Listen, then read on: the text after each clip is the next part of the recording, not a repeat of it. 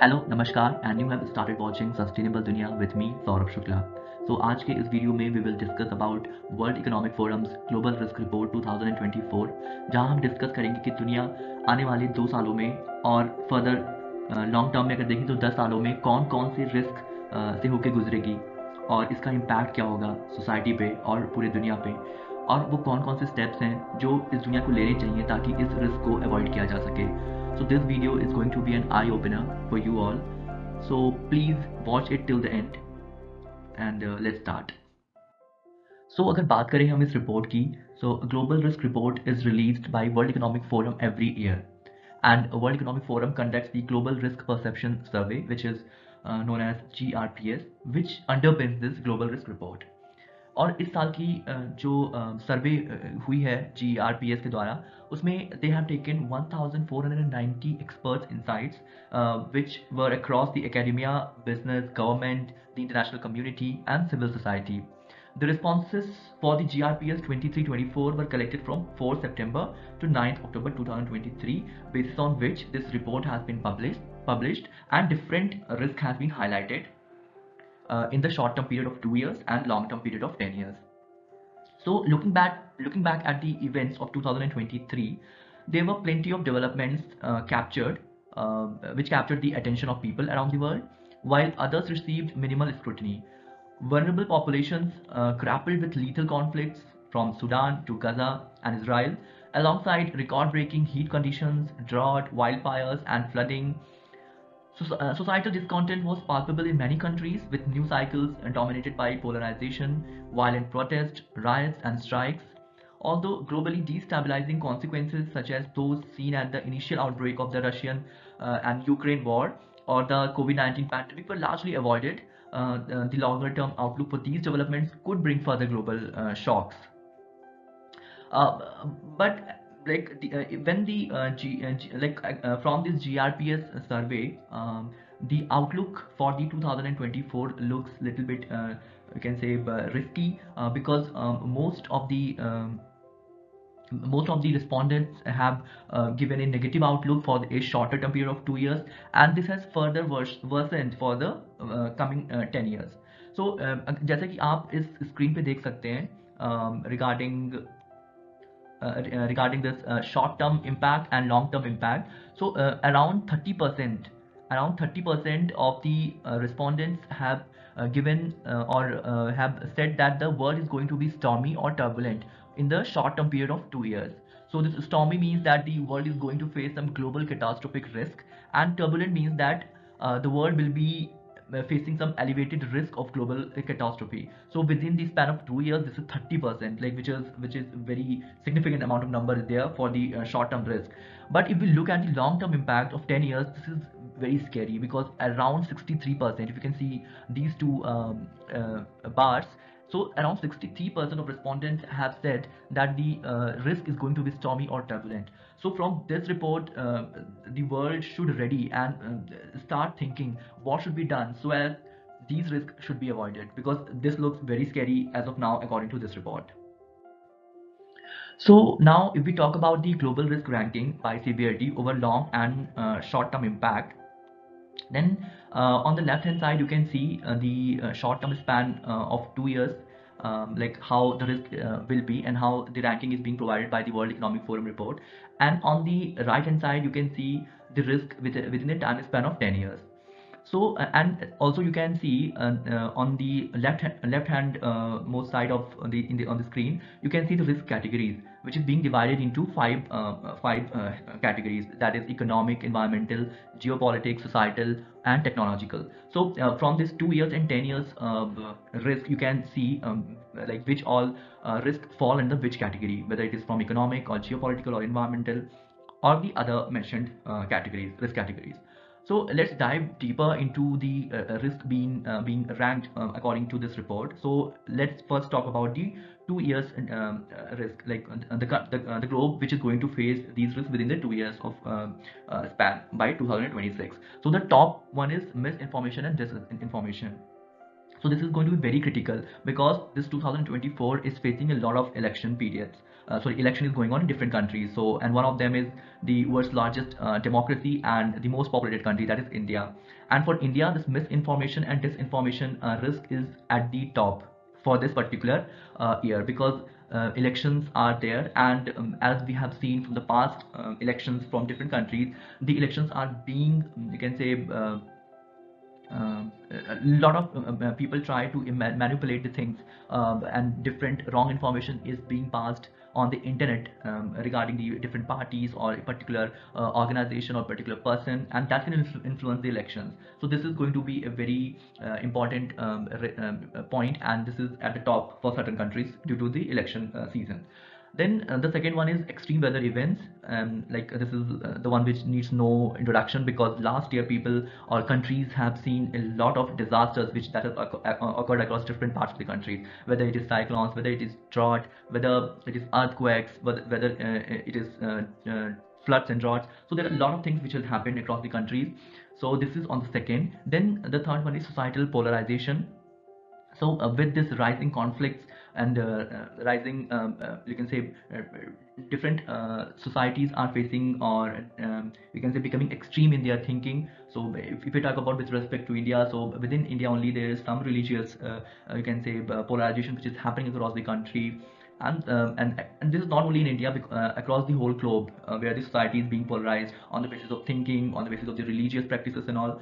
So this is the third most risk which the world is going to face. And then this is cyber insecurity, with the rising, you can say, cases of like cyber attacks, data insecurity, and also this is at the fourth level. Then the interstate armed conflicts. So with this war which is going on in different parts of the world. So whether it is Russia versus and Ukraine, which is Gaza war with Hamas and Israel, and the other conflict which is going on, Armenia and Azerbaijan. There's also some tensions which is being developing in Taiwan and China. So there's a lot of events which is going on across the world, and it is at the fifth level as of now, fifth rank.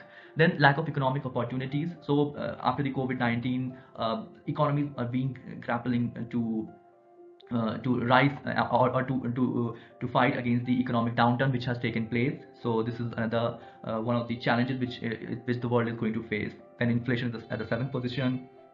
Involuntary migration. So there's a lot of migration which is going on for the better living, for getting a good life, like good opportunities, and you can say, so migration is being happening across, like people are migrating from one country to another. Some illegal migration is also happening, and this movie A Donkey, they have shown how the people are migrating with their some hope or for the better lifestyle.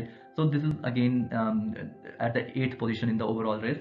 Then ninth is the economic downturn. Again, this is the economies which are being impacted, and their development pathway is getting like down. So this is another, it's ninth.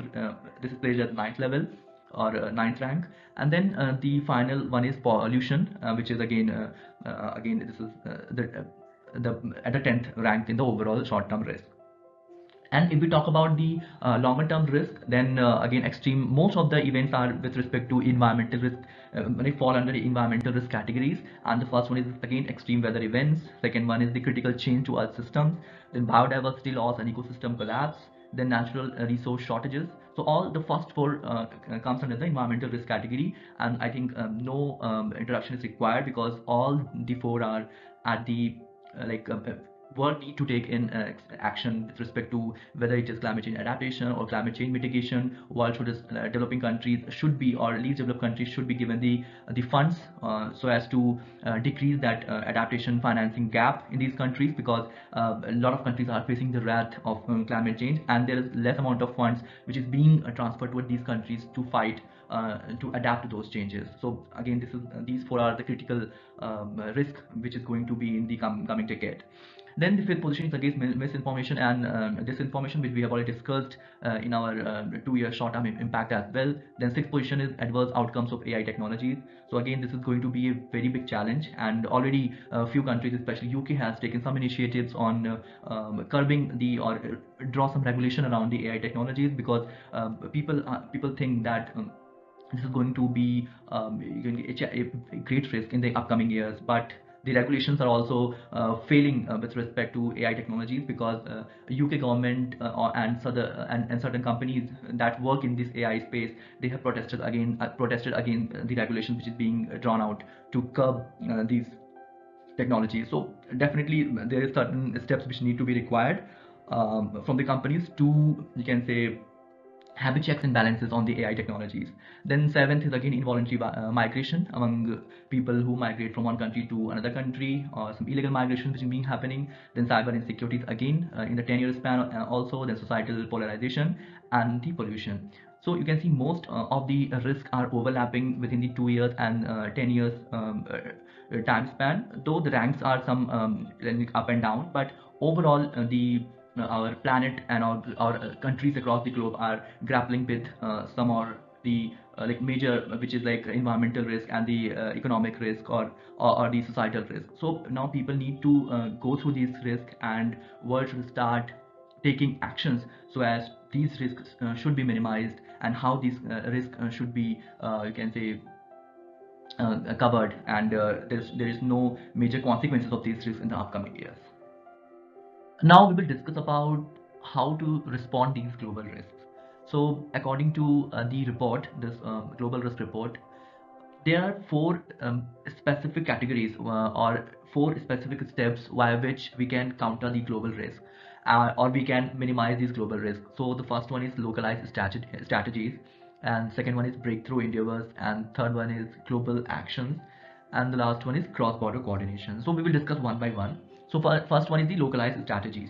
So within the localized strategies, there are a lot of national and local regulations which countries can take so as to localize or make these strategies in the countries with respect to some, you can say, environmental regulation, or operational regulations, or financial regulations and incentives to battle these risks. And if you can see the first chart, this one, and you can see how the respondents have been responding to particular risk, that how much effective this national and local regulation will be for each risk.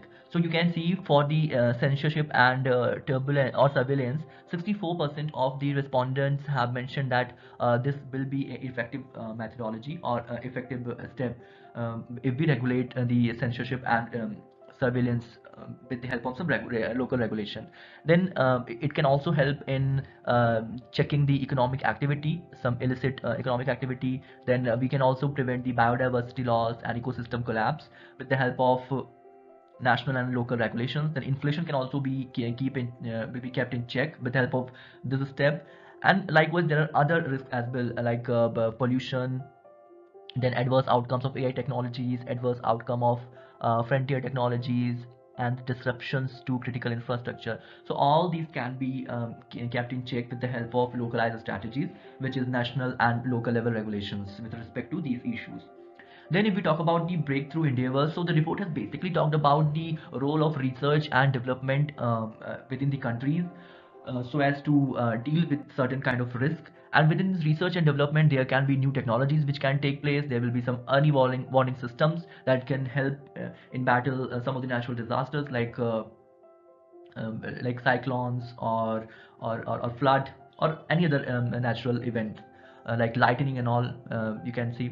And then there can be some global risk research, and which via research and development different organizations can highlight, which can help in fighting those risks. So if we look at the if we look at the respondents, you can say viewpoint, then there are around 81% of the respondents which have said that infectious disease, which is one of the risks which has mentioned in the report, can be dealt by the research and development. So there are lots. So we have seen in COVID, during the COVID-19, in very quick time period, vaccines have been evolved or being made by different pharmaceutical organizations, which help in fighting the COVID-19 pandemic. So this is one such initiative which different countries can take to battle the different risks. So one is the infectious disease. Then with the help of research and development, people can also deal with the adverse outcome of the frontier technologies. Then extreme weather events with the help of early warning system. Then cyber insecurity, non-weather related natural disasters.